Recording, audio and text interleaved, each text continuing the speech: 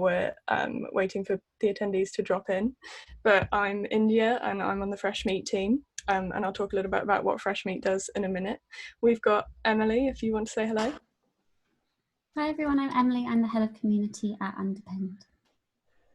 We've got Albert, if you want to say hi. Hola, hola, I'm Albert.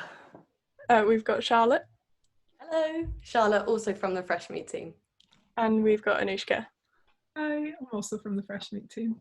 This is also just an excellent excuse to work out if people's mics work, so I'm glad that that went smoothly. It's a good sign for the rest of it. Absolutely nailed that section of the show. Thank you, thank you. It was really hard just asking people to introduce themselves. No doubt. So we are FreshMeet. Me, Charlotte and Anushka run this platform, which is mostly for graduates, but it's really for anyone trying to enter the creative industries, because we know that it's just really hard to get in and to like make that first connection, to get your first job and to do any of that. So FreshMeet exists to provide opportunities, highlight opportunities that are already out there, and also just provide a place for discussion for anyone trying to enter the industry. We also run TDK Tuesdays, if anyone has heard of the Design Kids, who are sort of an inspiration platform is what I'll call them, and they just provide design inspiration for loads of people. And we run the London wing of that, which is sort of how our monthly talks happen. Please jump in if I'm forgetting anything, Charlotte and Anushka. No, this sounds good. But for this month's talk, we thought we'd partner with Underpin because we wanted to do an event on freelancing.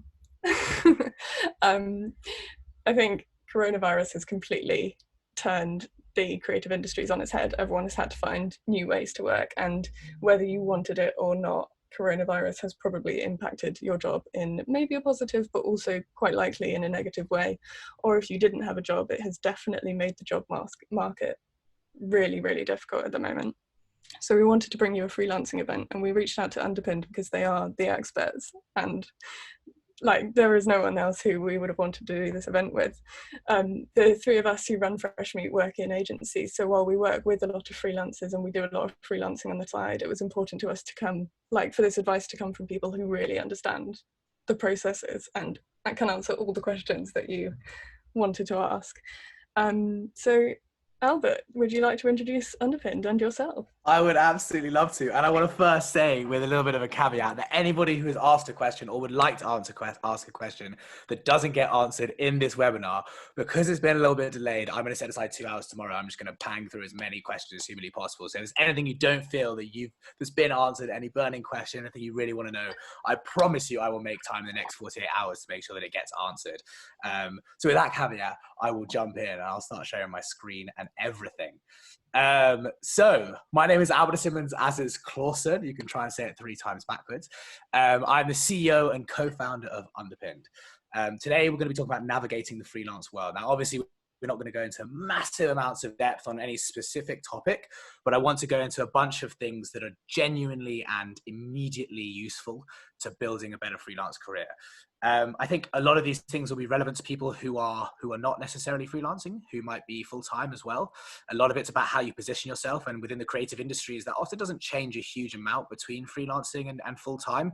Like when you're pitching for work, whether it's a full-time job or a freelance job, the pitching process is often quite similar, especially when you're having to present portfolios and things. So I think the whole purpose of this is all about presentation of work, finding the right kinds of people to be pitching to, but specifically around freelancing. I will very briefly give you a background on myself, because that's really not why you're here.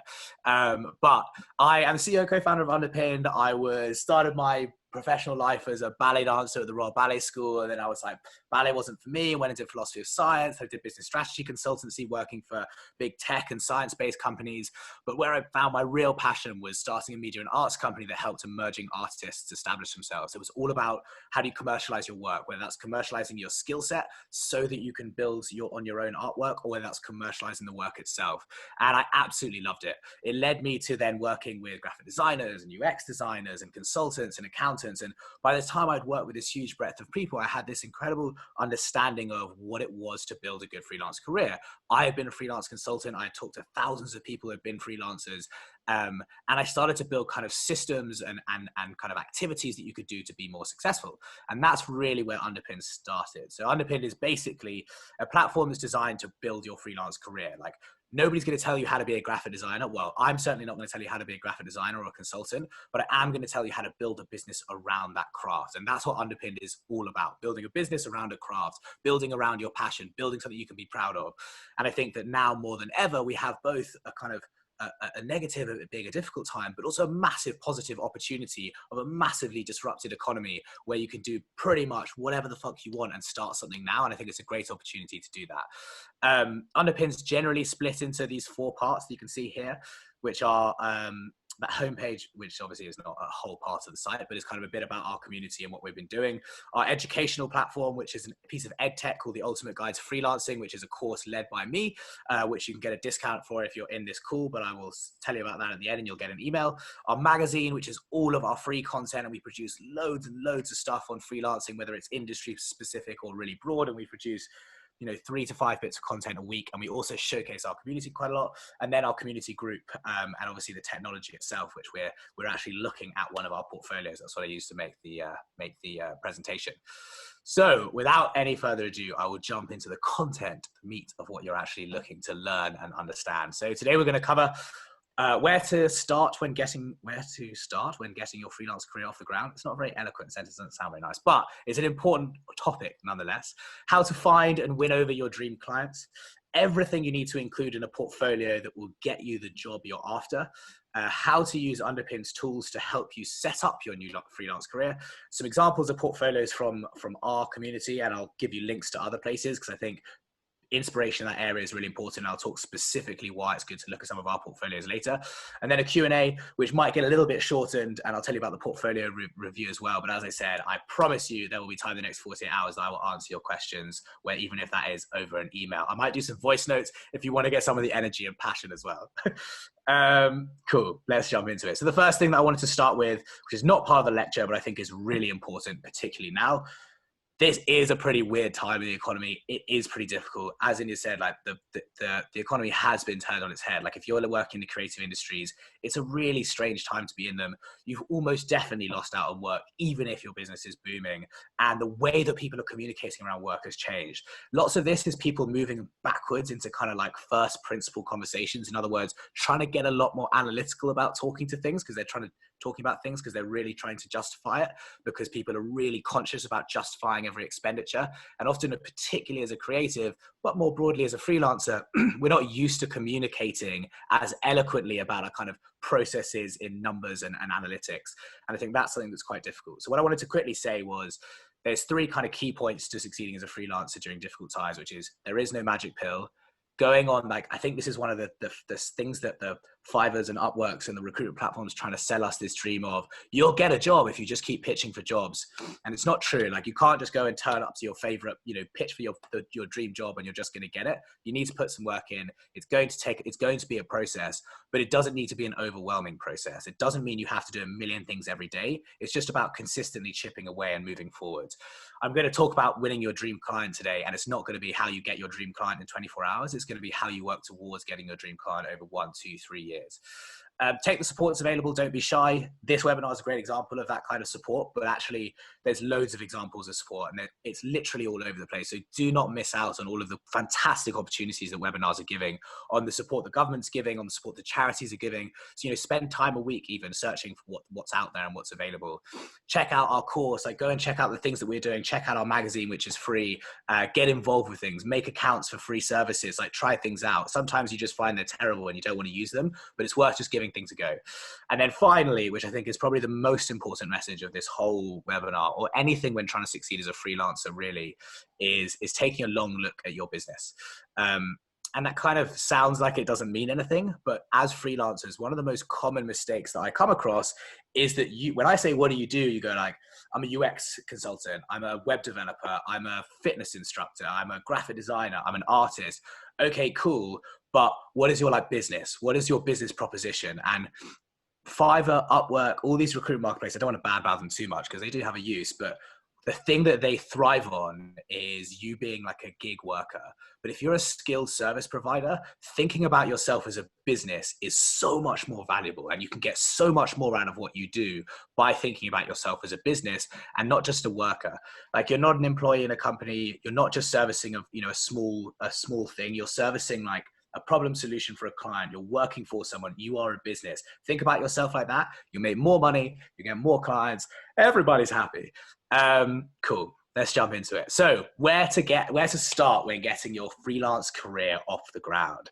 This is going to be kind of maybe a little bit boring, so I'll try and smile as much as possible to make it more exciting.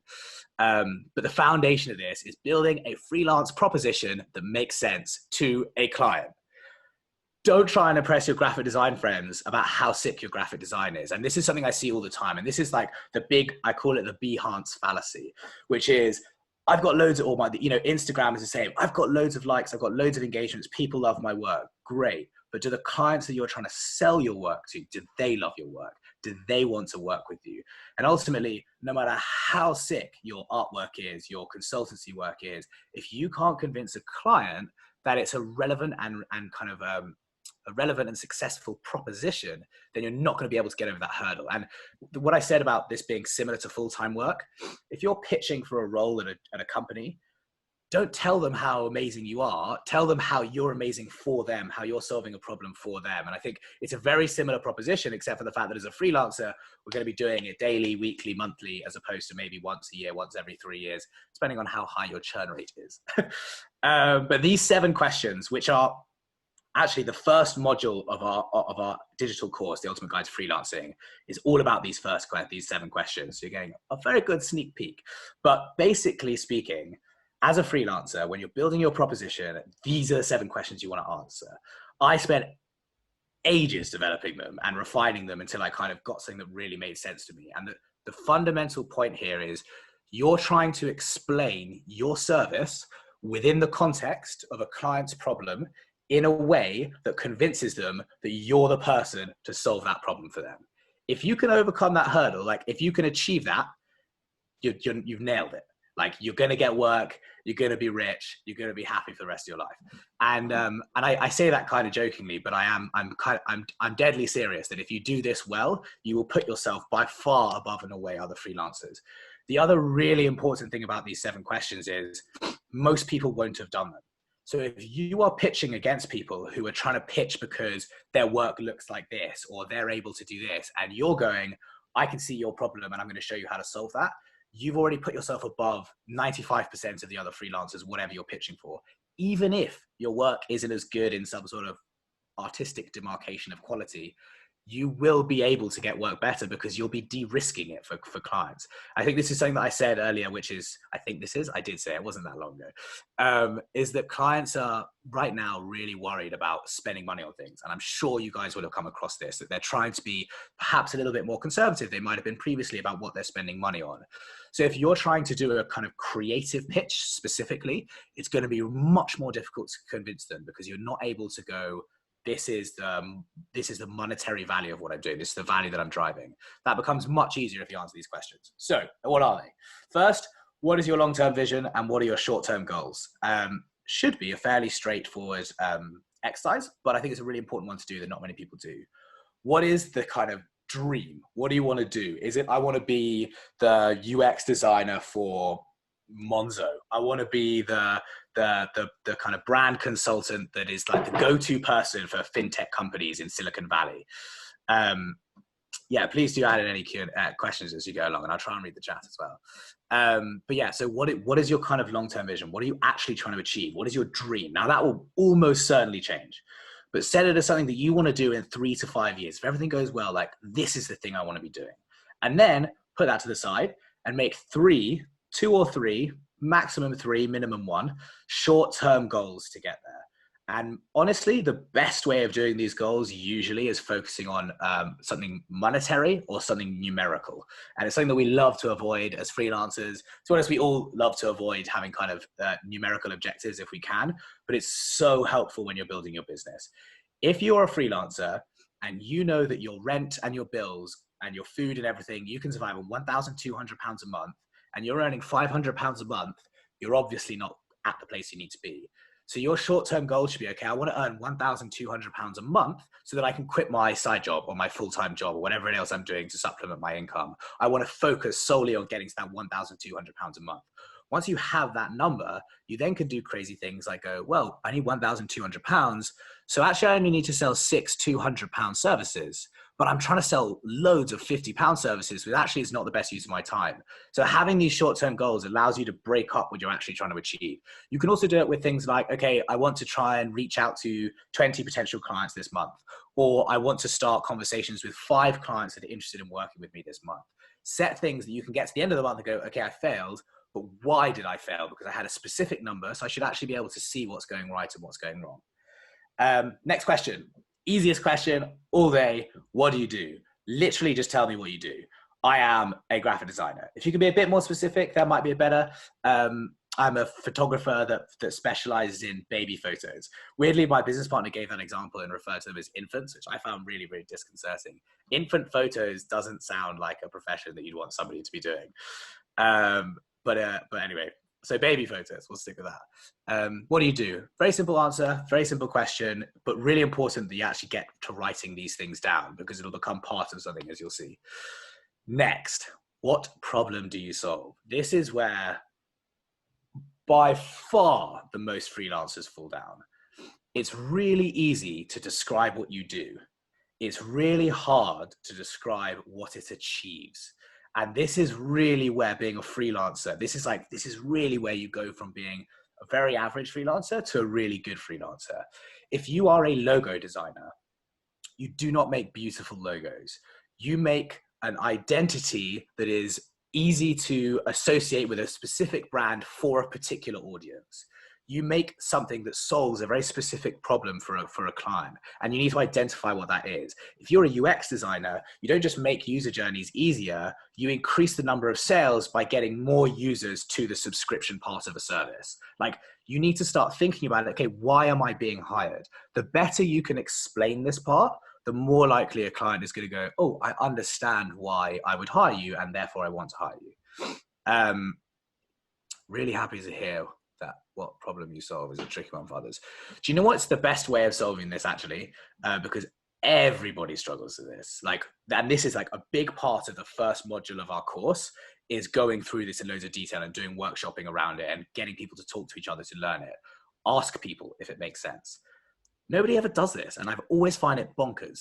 Literally go and ask someone, even if that person is your mum, be like, does this sound like the problem that I solve? And the other thing to do is it a problem that you're saying, or are you trying to tell me the solution? This is something that people do a lot. I get you more customers. That doesn't sound like a problem. That sounds a lot like a solution. I want to hear what the problem is first. I'm struggling to access customers under the age of 30. Okay, well, that's a design problem because I can help you change the design to make it more engaging to that audience. But we're not trying to get to the solution yet. We're really trying to focus on what is the problem that you're identifying. And honestly, this is just going to come with trial and error. But the more eloquently and the more discreetly you can describe it, the more likely you're going to pitch successfully for work. Another really good way of practicing this is going and looking at pitches on places like Fiverr, Upwork, Underpin, The Dots, wherever it is, and looking at the language that the clients use when they're looking for a job, and literally copy that language when you're applying, or think about what that language means and why they're using it, and use it yourself. Because clients usually will know why they want to hire somebody, especially at times like now when they really have to be justifying all those numbers. Who has that problem? So this is something that I find a lot of freelancers don't spend much time on. Once you identify the kind of problem that you can solve, really think about who has that problem. If you're a graphic designer that does baby photos and the problem that you're solving is a lack of memories of the early stages of infancy, then who has that problem? Well, young mothers. Seems like, as in mothers with young children rather than women who are young when they have babies. But the point being, you want to try and find the specific demographic that's relevant to you. If you are a UX designer that specializes in SaaS products, and the problem that you're really interested in is users find it difficult to navigate towards payment options, or users find it difficult to onboard onto systems and there's a high churn rate. Who has that problem? Who are the companies that really struggle with onboarding users? Who are the companies that have that problem? And literally write lists of them. Go on Google, go on Underpin, go on wherever it is to find these people, and actually write out lists of who these people are. Cool. What is your solution? So this should be a little bit simpler once you have the previous two questions. but it's really important to have the previous two questions to be able to answer this properly. If you can articulate what problem you solve and the kinds of person that has that problem, articulating your solution is about inserting your craft, your service into that narrative. I am a graphic designer is not a very good answer. I'm a graphic designer that helps companies engage with millennial audiences through engaging illustrations specifically around bike workshops. I'm suddenly going, whoa, this person knows exactly what they're doing and exactly who their audience is. And I'm that person. Like, I want you because you clearly get what my problem is. So you stop trying to talk about your craft as a service and you start talking about your craft as, okay, here's your problem. Here's the kind of person you are. And here's how my craft solves that problem. Cool. And the next is why you, and this is split into two things: relevant experience and, relevant interest.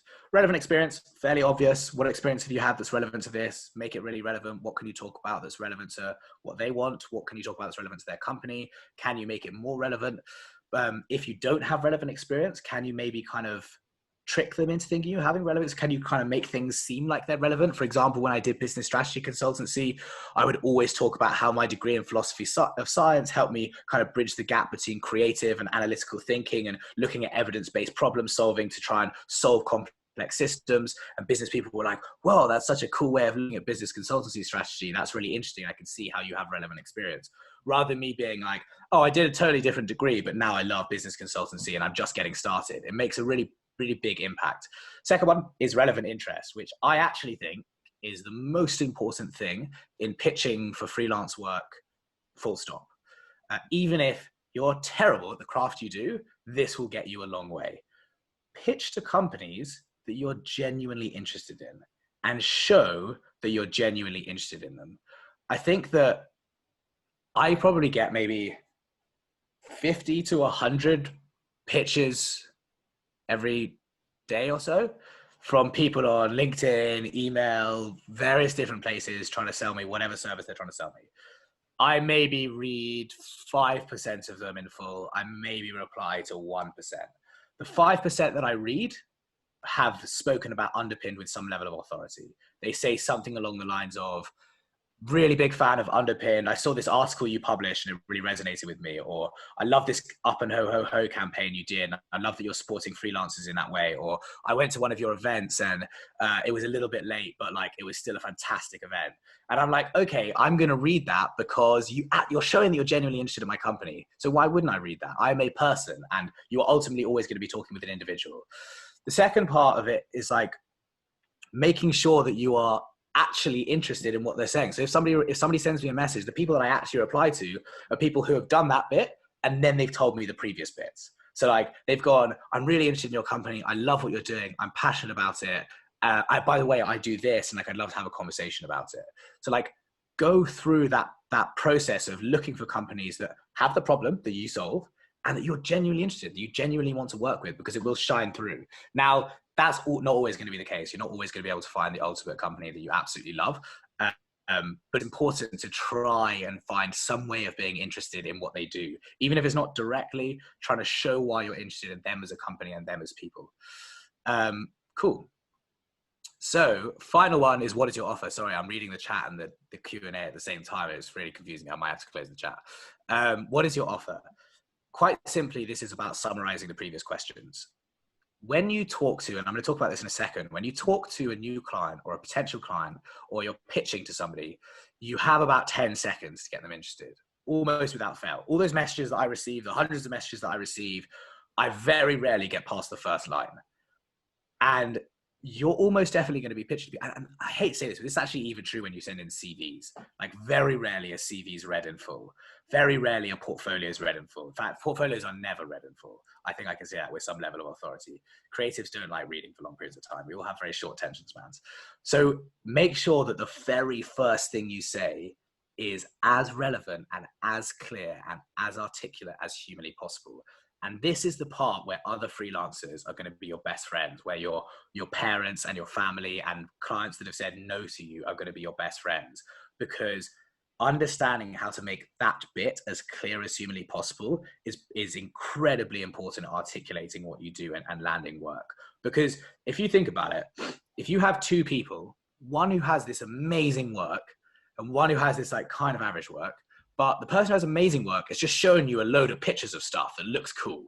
And the person that has kind of average work has given you one sentence that's like, I am perfect for Underpinned because I solve engaging freelancers in the UK because I've worked as a freelancer for 5 years and I make illustrations specifically around the mentality of freelancing. I'm like, who do I choose? It's kind of a no-brainer. And I think this is really, I mean, that was a, on the fly, potentially a bad example, but understanding that offer and being able to articulate it in 1 or 2 sentences is incredibly powerful and important. As I said, these 7 questions is like pretty much our whole first module of our course. So we could go into loads and loads and loads of depth with it. But assuming you don't end up doing our course, write them down and give them a go and email your friends and ask your friends what they're doing. Like, it is worth doing. And actually the activity of writing down what your proposition is and trying to think about yourself in that kind of business way is so powerful, even if you're pitching for work on a job board. But yeah, cool. Okay. How to find and win over your dream client in an hour.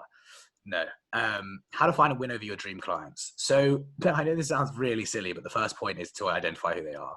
I talk to so many freelancers who are like, I can't wait to just have my dream client. I go, who's your dream client? They go, I don't know, someone that pays loads of money and that I'm really happy working with. And I'm like, okay, so how on earth are you going to find that person if you've got no concept of what that actually looks like? So go and find those people. And it might not be that you have necessarily a specific name, but at least go as far as like, well, I'm really interested in working in the fashion industry. So maybe like a high street fashion brand that works with like regular clothes, like regular differently clothing lines, but they are really sustainable. They have a focus on sustainability. Like, that's kind of my like dream client. And maybe I can find 2 or 3 people that kind of fit into that category, but at least I have an idea of who they are. Because if you can't identify who they are, how are you going to identify the stepping stones to get there? And so I think that's why it's a really important point. Like, if we go back to the 7 questions, that's great for generally you're going to be identifying like your ideal scenarios for those of who they are, but try and get up like, who is my dream client? Like, who do I actually really want to be working with? And what are the characteristics of those people that I can aspire to?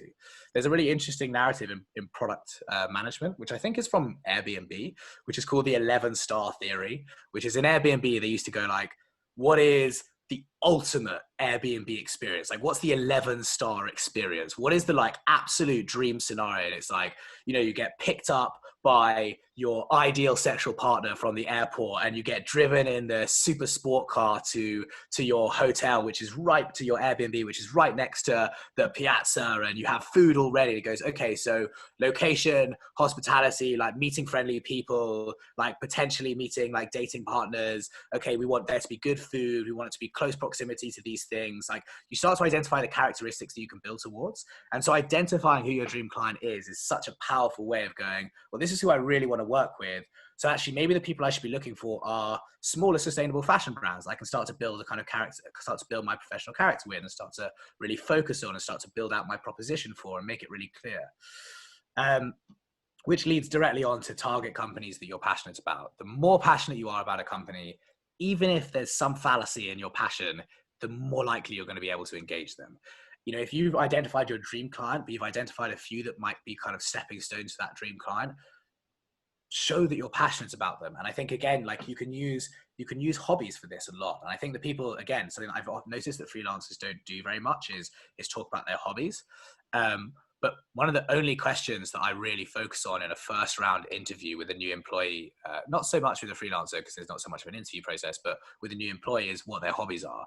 And what I find is you talk about business and they've turned up in their shirts and they're a bit nervous and they do the interview process. Then you ask them what their hobbies are and their face lights up and they start telling you about how they love cooking and they love doing this, they love doing that. And you're like, this is the person that I'd want to hire, not the like person who is really nervous and being stiff about their job proposition.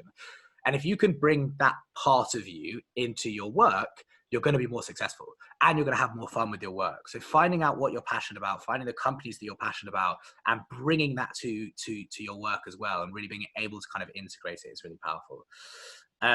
Which leads, again, directly on to know why you're right for them. Know why you're the person that's relevant for them. Is it because you've been a fan of sustainable fashion since you were 3 years old and you were cobbling together hemp shoes for your parents. Like, what is it that makes you interesting to your client, and how can you really boost that? Diogo, that's an interesting question, but do you mind putting in the Q&A so it doesn't get lost in the chat? Because I really want to make sure I reply to everybody, if not today, by email, and I don't want to miss anything. Understands the problems they face or make up some. This is a really interesting point. So going back to like, what problem do you solve? What I've often found is I really want to work for this company, but like, I'm not really sure what problems they have. Honestly, maybe just make some up. And I know this sounds kind of crazy, but they probably don't know all the problems they have, and they definitely don't know all the opportunities they have. So if you're like you're a business strategy consultant and you want to pitch to Underpinned and you really don't know what kind of problems we have, but you know that we're like a SaaS product and we know that we have this educational thing, you might be able to say something along the lines of, I've noticed that education has a massive opportunity in this particular industry. Like, students from creative universities in Scotland are really engaged with professional education right now. And I'd love to explore the opportunity of kind of working with you to get there on that. Oh, that sounds really interesting. I had no idea that was the case, but that does sound like something that's relevant for my business. So I'll at least have a chat with you. Like, show that you're not just reaching out to just kind of hit them with some information. Show that you're passionate about their company, and show that you understand that the problems that they have or problems that they might have, and maybe that will lead to something else. Know without doubt or hesitation how you solve those problems. So that what is your offer bit that we talked about earlier, know it to a T. I've noticed that freelancers are like, the confidence, this like, being confident about your pitch is really, really difficult. It takes a long time to speak with confidence about anything. Understanding what your 1 or 2 sentences are and knowing that you can say them whenever asked means you always have a position of confidence. No matter how complex a question gets, if you have to say, well, I'm not really sure about that, because this is what I know that I do, but I'd be happy to look at that, you lose that kind of shaking confidence. And I think that we all have this imposter syndrome. Literally everybody does, until the moment you realize that nobody has a fucking clue what they're doing and everybody's as clueless as you. And the best way of overcoming that is having this like 1-2 sentences, like, how do you solve their problem? Know it to a T. And if they ask you a question that you don't know the answer to, then you don't feel bad by saying, oh, I don't actually know the answer to that question, or I'd be happy to look into that. Not what I came here with, but it sounds like a really interesting thing that I'd love to talk about. Don't be afraid of not knowing the answers to questions, as long as you know 100% what you came in to say. And that literally can be as short as two sentences. If other people can do it for you, it's more likely to happen. Intros and fame. So social media, honestly, I think social media is largely a waste of time. I know that sounds like a really horrible thing to say, but if you put 10 hours a week into building the most bang Instagram that anyone has ever seen, how many clients do you think you would get from putting 10 hours a day into pitching to clients and businesses that you're genuinely interested in? 10 hours a week, sorry. Like, the role of fame is fantastic if you're at the top, but the percentage of people that it is relevant for is minuscule. Now, using your Instagram as a format for networking and using it as a format for presenting the things that you love and the work that you do and finding and meeting people, fantastic use, but do not put all your eggs in that basket. Honestly, and actually oddly, LinkedIn is a fantastic one if you want to generate genuine organic growth. It's probably the best for generating genuine organic growth, although not the best for creators to display their services. So a little bit of give and take, but you can always use Underpinned portfolios and post them on LinkedIn if you want to. But yeah, this idea of fame, I think, is much better to focus on intros and outreach. Introductions are probably the best way to get into any sort of business ever. And I know it's kind of horrible and nepotistic, but it's true that we just trust people that we know. And when I say to Emily, hey, really looking for a graphic designer, if she says I know somebody, I immediately have a conversation with them. Like, if you can do it the opposite way around, you can reverse engineer that, and you're going to go, I really want to speak to Underpinned. Never met Albert before, but I've met Emily once at a party. Maybe I'll just send her a message and say, hey, Emily, really love Underpinned. I was wondering if I might be allowed to talk to Albert. Like, would you be able to make an introduction? Emily, Emily's quite likely to turn around and say, yes, that sounds absolutely fine. Or no, Albert's actually a horrible person who doesn't talk to anyone. But the point is, like, if you can find those introductions into people, it makes quite a big difference, and it will help you get in on those in the door, as it were. You also, I think you'll be shocked at how many people you know. I'm always shocked, like when I actually look at my LinkedIn or my Facebook or my Instagram, that I actually know quite a lot of people who are like connected in some weird way to someone that I'd like to have a conversation with. And there's no harm in literally sitting down for an hour with a piece of paper and writing out people that you want to get in touch with and seeing if you have any connections to them. Cool. I realize it doesn't sound like I talked about how to find and win over your dream client specifically, but the truth is that's an absolutely absurd statement. Like, unless you are absolutely at your top and you know exactly who they are and you know a way in, you're not going to get there. And I think this is kind of the whole point of being the whole foundation of being a successful freelancer is consistently doing good business activities over a long period of time. I did this huge piece of research over the last few years on like what makes a good freelancer. I basically found out there's only 3 types of freelancer, no matter what industry they're in. There's a massive multi-million audience of just getting started freelancers who are students, full-time employees, side hustlers, hobbyists who are like on the periphery, on the edge, want to get things going. Then there's this like smaller demographic of what I like to call the fumble years, which is where you kind of fumble around. There's a lot of trial and error, there's a lot of asking your mates, there's a lot of trying software, building your fame, building your success, building what you're doing. And then we have the established freelancers, and like these are all of the guys we're all looking at and we're going, God, she's so fucking cool. I want to be like her. But the truth is, there's only a very, very, very small difference between those people and all of these people. And I spent ages trying to work out what it was. It's not the quality of work. I've met students who are way better than like their equivalents 10 years down the line. It's not to do with their business administration. Most of them are terrible at their business administration, although that's not saying that I don't think you should take hold of your business administration.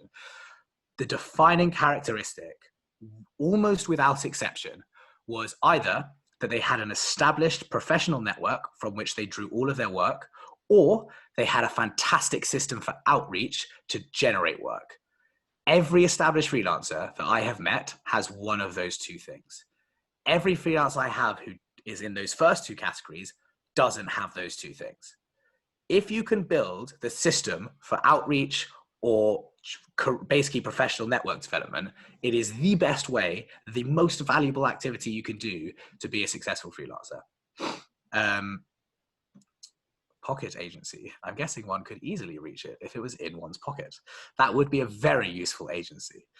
Everything you need to include in a portfolio that will get you a job. So I think like this is still playing on those kind of professional network building activities. If you're doing professional network building, you're doing successful activities. Also, the more people you talk to, the more you refine your proposition, the more you refine how you talk to people, the more you refine what you do, the more you start to realize, oh, I'm not a graphic designer. I'm somebody that's sick at solving problems for a specific type of company. I'm not a photographer.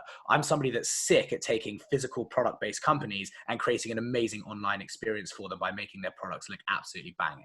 Like, you start to refine that over doing it for a period of time. So landing your dream client is actually all about that iterative process of getting slowly better. Unless you are some absurd prodigy, which unfortunately I've never fell in the category of, you just can't go down that route. It's all about iteration.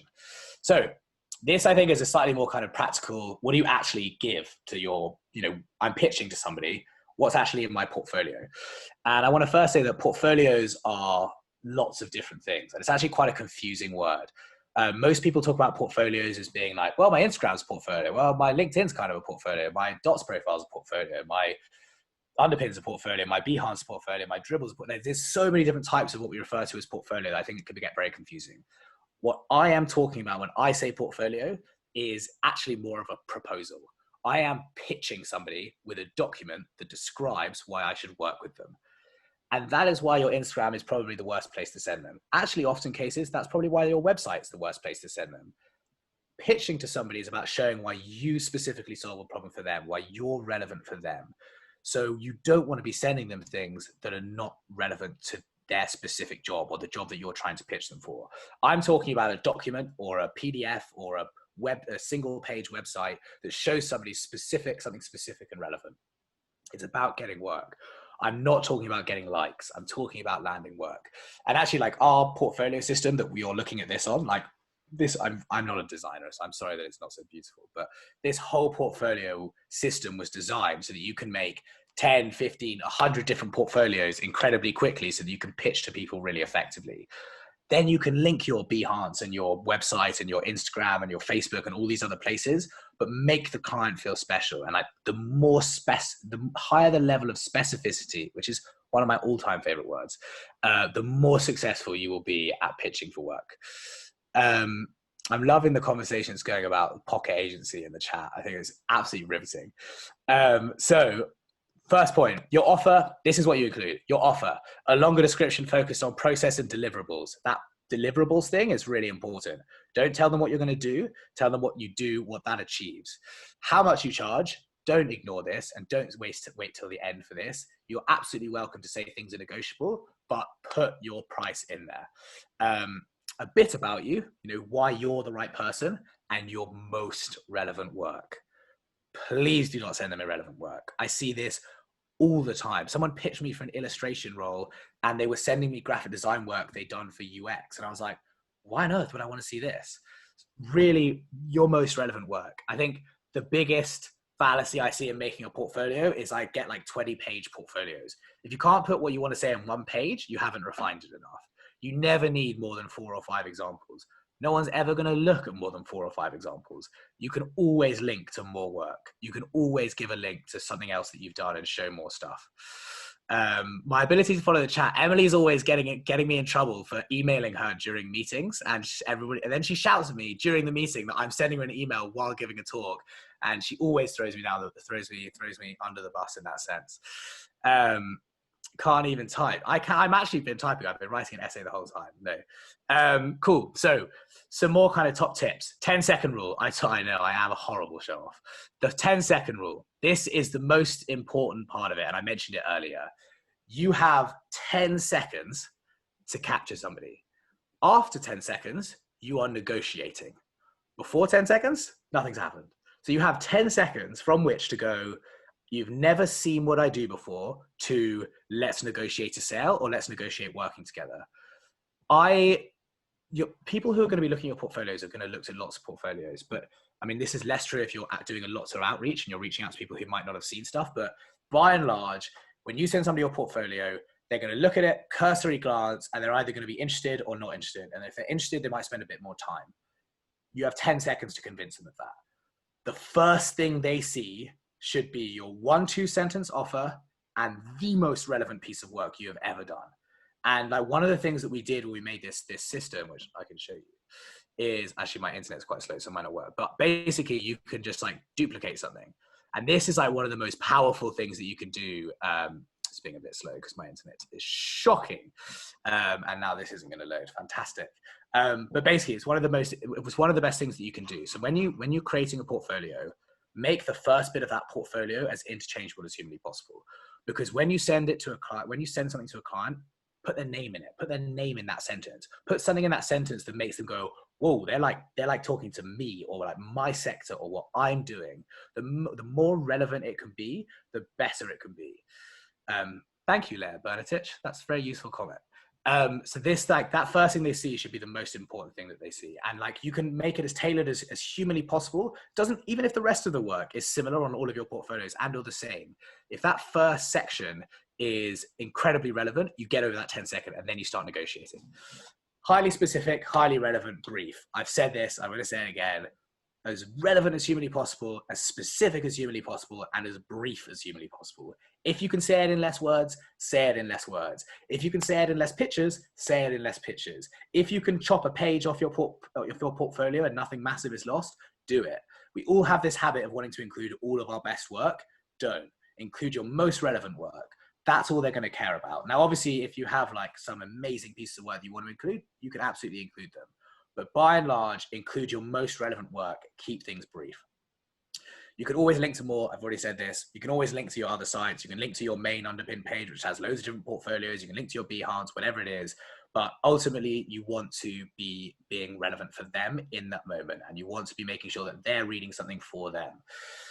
Don't make them look. Just a continuation of the same thing. Don't make them look for what they want. Don't make the first 3 things not relevant for them. Don't make them have to search for the image that gets them excited. Show it to them first and only show them pictures that are of that same ilk. Test your messaging and ask for feedback. Again, talk to people. Send your portfolio to me, which I'm going to talk about in a second. Send your portfolio to Emily. Send your portfolio to other people on the Underpin network. Send your portfolio to your friends, to your mum, to the client that said no. Like when the client says no, oh, was there something about my portfolio that wasn't quite right? Do you think, is there something I could improve for next time? Like I'm always trying to refine how I talk to clients. And then they will probably reply saying, oh, it just wasn't for me at this time. Or actually we're looking for somebody who does a bit more of this. Like that feedback will be useful because maybe next time you can make it a bit better or a bit more relevant. Cool. I actually fucking smashed through this, so we're going to have some time for questions. How to use Underpin's tools to help you set up your new freelance career. I never want these things to be a pitch about our services. If you want to use our services, you should go and try our services, and they're banging and you'll like them and they'll help you. And if you don't like them, don't use them. But a lot of what I'm talking about, like Underpin was built to help do these things better. So build the perfect portfolio. The irony is building the perfect portfolio means building multiple portfolios.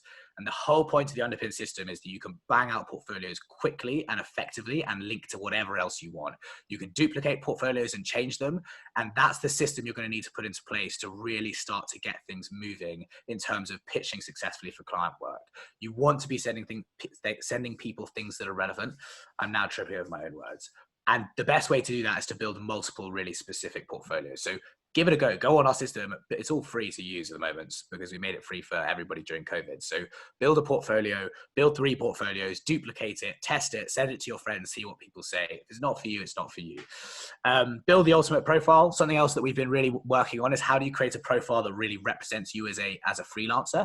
We've all used all these different services, but they often don't feel like they're geared towards freelancing. So the whole purpose of ours is it's just your profile and then your portfolios and all the different types of portfolios that you have. So it's really geared towards freelancing. Make a task list. I can't actually show you mine because it's got my actual tasks. Oh no, because I put a load of fake ones in. Go and actually create task lists, prioritize them, make them actually work through them. Creating task lists is one of the most valuable things you can do. Every single morning, I write myself 5 to 10 tasks to do that day, and then I get through as many of them as humanly possible. Been nailing it recently, but today I wasn't so good. Track your outreach. This is something that I very rarely meet freelancers that do. We're about to release a whole new tool called Find Clients, which is literally a lead generation system where you can find clients in any industry, in any location, and then you can track them in a CRM. So like I've contacted them, they weren't interested, or they were interested. I can have a conversation with them. I can work out what's going on, and I can easily send my portfolio to them. Network with other freelancers. Freelancers don't do this enough, and it always makes me really sad because your best advocates and your best, the people who are going to help you the most are probably going to be the other people that do what you do. People often don't think they should network with freelancers that do the same profession because they're scared that they're in some way competition. I promise you there's enough work for everyone. Like the best thing about being a freelancer is that you can have 10 clients a year and be earning £400,000. You can have 50 clients a year and be earning £20,000. Like the number of clients you need is not that important. So you're not going to be fighting against people. Like actually working together and getting more clients between 2 people is going to be better than 2 people individually struggling to get enough clients for each other. So it's worth networking with freelancers. They're also going to be the best people. Your energy levels and pitch are seriously impressive at a freelancer. What's your secret? Just drugs, man. I do loads of drugs. No, I'm joking. I've just always had loads of energy, and it's a bit annoying for everybody that's around me, but great for webinars. Network with other freelancers. Use contracts and invoices. This is something that people avoid like the plague. People are always really scared of using professional style communication tools. And I think it's mostly because people don't want to like scare clients away. Using a contract is probably the easiest way to earn more money. Using a contract for work that you do is going to set a really clear parameter for what work you'll be doing and what the ownership rights are. So when the client turns around and goes, they're all on Underpinned, this website, links will be sent round as well. And Underpinned. If you use a contract, you set out specifics of the scope of the work, you set out specifics of the ownership of the work. And when the client turns around and goes, hey, do you mind if I just like add this like thing to the project? You go, yeah, absolutely. Let me just send you a revised contract. And they go, oh, whoa, I didn't want to pay for it. And you were like, oh, what, you wanted me to do some free work? No, thank you. And it's really important. Like contracts are the easiest way to do that. The other thing is if you send people a contract, they turn around and go, oh, this person is like professional. Like I'm not just dealing with like some low level freelancer, like this person knows what they're doing. And it makes a big difference. Using our contract system, it literally takes like 2 minutes to make a contract and it explains exactly how it works. So it's incredibly easy. So just give it a go and send yourself a test one. And use invoices. I'm guessing everybody who's earning money is using invoices, because otherwise I don't know how you're getting paid. But I guess this is more about using clear professional communication. We have a buying invoice system. It's automated if you use contracts. Give it a go, but use the systems that support that. Okay, I've put some examples of portfolios, but to be honest, I'm not going to show you. Just go on the network, go on our portfolios and search portfolios and look for inspiration and look at all the cool things that are there. I also said that I am going to do a portfolio review of the first 10 people that send me a portfolio using the Underpin system. I'll send you like a detailed commented review of what you can improve about your portfolio. So do that. If you send it to me and you're not part of that 10, I will still try and respond. I try and send at least an hour or 2 a week to just reply to freelancers in our community who message me. So it's worth reaching out. And if I can't, I will always at least reply and send you towards someone else. Cool. Just before we move on to the Q&A section, which I'm impressed that I managed to get to, if I'm totally honest. If you want to learn more about joining our course, like we built this course called The Ultimate Guide to Freelancing, which is literally specifically everything you need to know to be the most bang freelancer humanly possible. It's not for a specific profession. Because you've been at this workshop, you can get £50 off with this code. If you want to know more about it, talk to Emily, our head of community. I run the course. I have this much energy the whole time throughout the whole thing. There's a video, worksheet, resources, and live workshops for each module, and then there's a whole bonus set of resources as well. Cool. I'm going to jump to questions, India. I'm going to stop talking for a second. You tell me what to do. No, that was amazing. I think that's more energy than I've had all day, and I'm extremely jealous. But we have also absolutely raced through that because we started a little bit late, some people may have noticed. But I'm going to give you like 2 minutes if you want to go grab a glass of water, Albert. I am actually desperately thirsty, so I will do that. You go do that. So everyone else, we have got the Q&A section below where we've been canvassing for questions throughout this whole chat, and you can put your questions in the Q&A thing because we might not notice them in the chat just because it keeps moving upwards. We've also got some questions from Instagram, which I'm going to start with, and I was meant to send you these, Albert, but I didn't, so I'm just going to put you on the spot. Absolutely, I'm ready. I'm a little sweaty, but I'm ready. There's some quite specific questions, which you might be too specific, but we'll talk about them generally. And then there's also some fairly vague questions. So the first one is, when should you register as a sole trader? This is actually like a really, really interesting question. So like, there's no legal requirement to register in your first tax year. Don't quote me on that. But like, you don't have to actually register until you have to do. So when you register a limited company, you register a new entity. When you register as a sole trader, you just register to do your tax. So it's a slightly different thing. So like if you're starting a company, you have to register usually before you start any business activities. If you're registering as a sole trader, it's not that important until you have to start doing taxi activities. So I think what's honestly a better way of talking about this is, at what point should you start thinking about yourself as a business, which is immediately. Like, start thinking about it seriously as soon as you can. Now, I'm not going to give tax advice because I've got in trouble for this before and I'm not legally allowed to, but like, go and register for as a sole trader at the appropriate time. If you sign up for Underpin in the next month or so, January is a very important month for tax, I've heard from people that know better than I.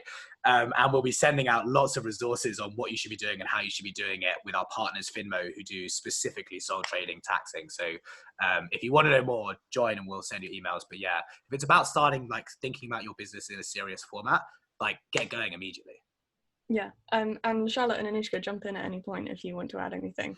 I would also say that you can sign up for websites like Underpinned and various other freelancing websites without having registered as a sole trader, just to work out what's out there and to work out if you want to start freelancing. So it's never too early, but it also can wait a week if you're still finding your feet. Another question we got, which is, I think you've sort of covered, but we'll come back to it, is how to pitch to potential clients that haven't scouted you. And maybe you want to touch on being scouted by clients, whether you have to wait to be scouted or whether you should just jump in. Always jump in. Like the only way that you're going to be, like, honestly, the only way you're going to be successful is just banging on as many doors as possible. Like, Underpin was built off the back of me relentlessly asking hundreds and potentially thousands of people to have a conversation with me, please. And then slowly but surely refining the people that would actually be willing to work with me and those that weren't too annoyed by me. So like when you're pitching for work, do not wait for it to come for you or you will wait forever. Go out and find it. And the more you go out to try and find it, the more you might find it starts to come to you. But yeah, so always pitch clients. And as to how to approach, please just don't make it too formal. Like no one wants to receive another email that says, "Hi, I hope you're well during this really difficult time. I was reaching out because I do XYZ and I saw that you do ABC and I thought it might be interesting. Hope you're really well again because I don't know if I said that. Have a lovely day. Bye-bye." Like, hey, how are you doing? I'm reaching out because I'm a big fan of your company and I love this project that you've been doing. I'm a freelancer that does this. I'd love to have a conversation. No pressure on starting any work right now. But if you have anything in the future, please consider me and here's a link to my amazing portfolio that I made specifically for you. Like, be friendly. 100%. Friendly is definitely always good. We've got another question here, which is a bit touchy. I don't know. A lot of British people don't like to talk about money, but we're going to go there. When you're starting out, should you lower your prices to get the opportunities coming in? This question gets asked every single webinar I do. Never, ever, ever, ever, ever, ever lower your prices. Absolutely discount them, which I know sounds the same, but is not. If you lower your prices, you're saying you're worth less. If you offer someone a discount, you're telling them you're doing them a favor, and that makes a big difference in how you communicate. Now, the other thing that somebody said, someone far wiser than me said, which was, if you're charging what you think you can get, you are almost always undercharging. Try and work a bit backwards from what you actually think you're worth, or what you think the work is worth, or what you think it's worth to the client. And if you work out that 3 hours of work is only worth £20 to the client, then maybe it's not the right work. Maybe you need to rethink it a bit. Never go, "Oh, I'll charge £50 so that you'll get the work done with me." But you can absolutely say, "Well, I'd usually charge £100 for this. I'll give you a 50% discount on this single piece of work, on the condition that, you know, you introduce me to your friend who I really fancy." I don't know, that was inappropriate, but something, you know, have some sort of deal that's going on. Don't just say that you're worth less. Yeah, because it's all about how you're coming across. So that is really important. Diogo has asked in the Q&A section below, "I'm trying to start an Instagram page to showcase my work and maybe connect more with brands that identify with my minimalist work. Is that a good way to do it?" So I think that like setting up an Instagram page is a great place to use like a networking base, and lots of our favorite creative brands, I know every single creative brand we know is on Instagram. So it's a good place to talk to people. In my experience, any brand over a certain size, which will be fairly obvious on their Instagram, won't have anyone on their Instagram that's relevant for you to talk to. So if you want to connect with small brands and connect with the individuals that are part of that brand, it's a great place to literally send people messages speculatively and be a bit more friendly and a little less formal. But if you're trying to hit engaging with kind of serious brands and you're trying to use Instagram to do it, it's unlikely to be the best place.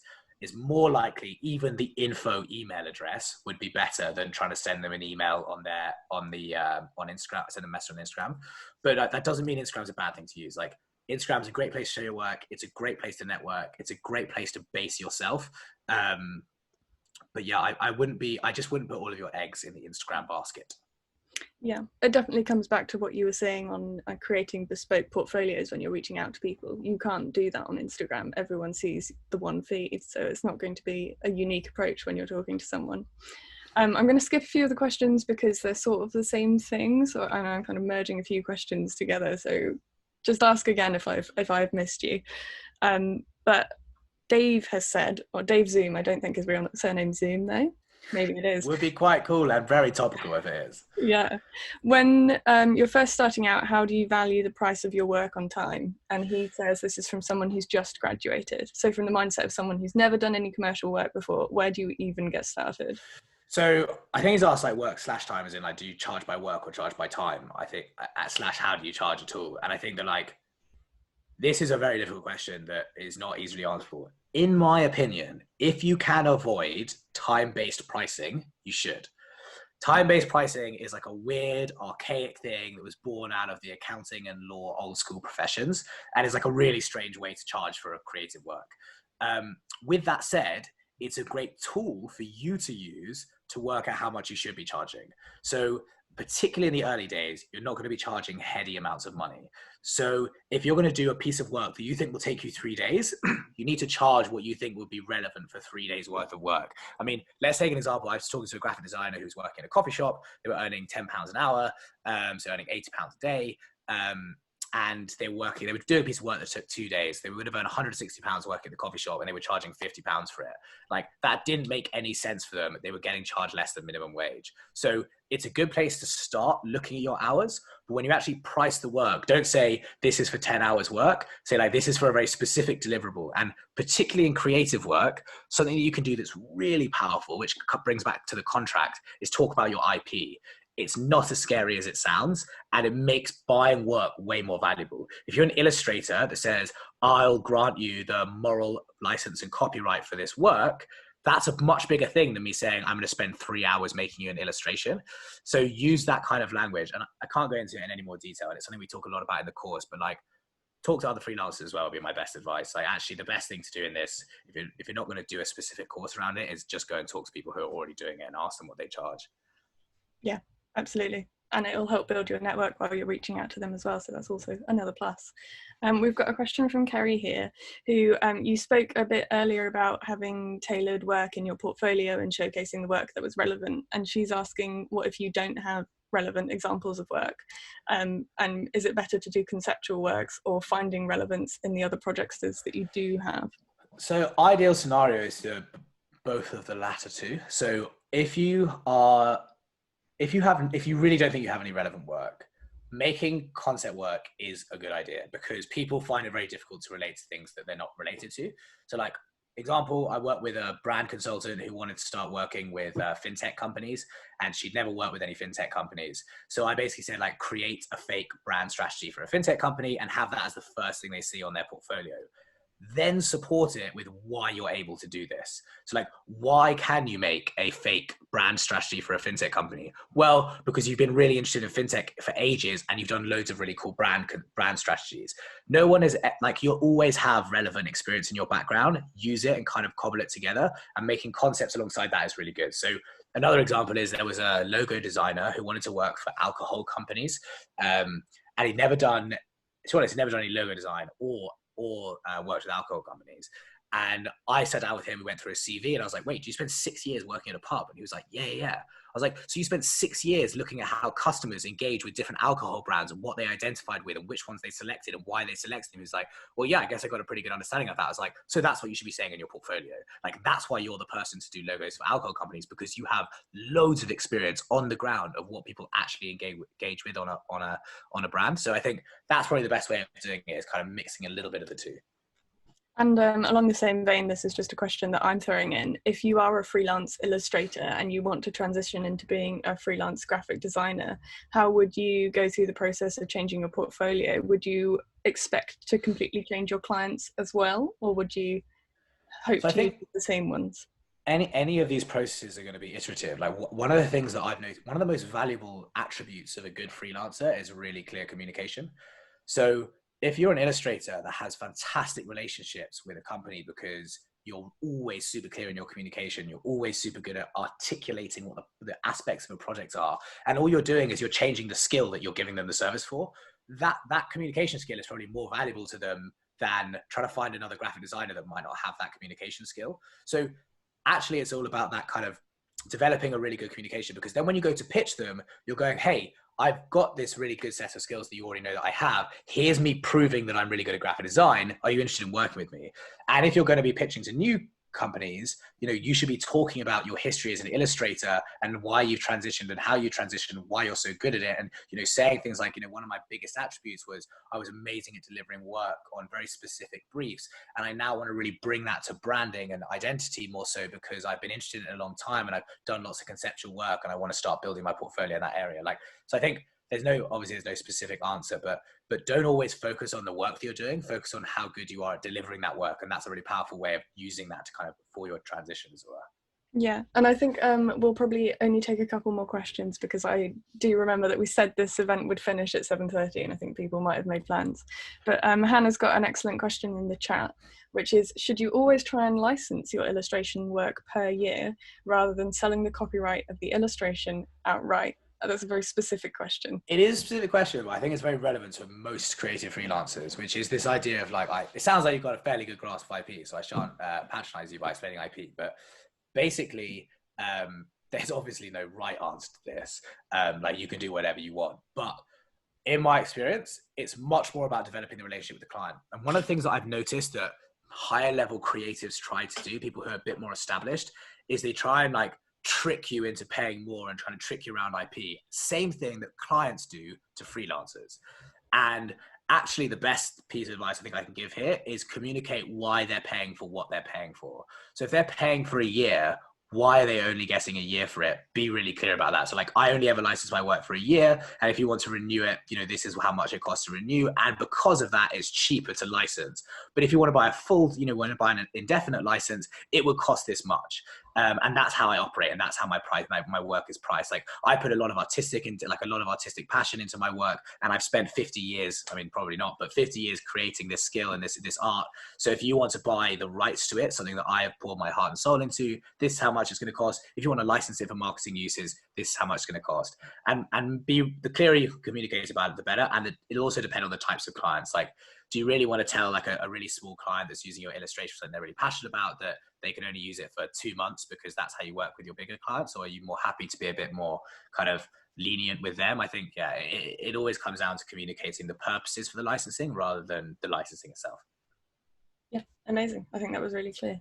And we'll choose the last question, which has been answered in, it has been asked in 100 different ways, is where can I find all this information again? And so first, we're going to send around the portfolio. So everybody who's here will get that portfolio, which is just, I realize it's just my like summary notes that I then talk loads about, but maybe it will spark your memory and you'll remember everything I said because that's how you operate. 2, go and check out the Underpin magazine. 3, the Underpin course, which is our new ultimate guide to freelancing, is only £99. People that are in this webinar is usually 150. Starts on February 1st, and it's a 5-week course where I do 5 workshops based around 5 modules, and each module then also has worksheets and PDF resources and video resources, and there's loads of bonus resources. You get to meet all the other people who are doing the course. We announced it last week, and I think the first kind of 16-20 people have signed up already. And it's probably, I mean, if you're actually really serious and you really want to learn, and that's something you're really committed to, I promise you it'll be fantastic. But otherwise, like, go on Underpinned and use all these different softwares and systems and try out Underpinned and talk to other people on the network. Like, ultimately, most of these things are very available if you go out and have a little look, and Underpinned is a pretty good place to start. yeah, and we have been recording this session. We'll have to watch it through and check that it recorded properly, but we will hopefully send it out if it did work. And I think that might be everything. Okay, and I'm going to go through any questions that haven't been answered and make sure I get back to people. And don't forget, the first 10 portfolios that are sent to me, I will send detailed comments on how they can be even more bang bang. We'll put all of the links that we've just chatted about in an email and send it around after to all the attendees. But thank you so much, everyone, for coming. And thank you so much for putting up with the 20 minutes of, oh my God, the link isn't working that we had at the beginning. Yeah, I'm so impressed that everybody came. Right? That was a really great turnout because it must have been a bit tough and stressful. Yeah. Yeah, amazing. Thanks for coming, everyone. Thank you very much, India. That's all right.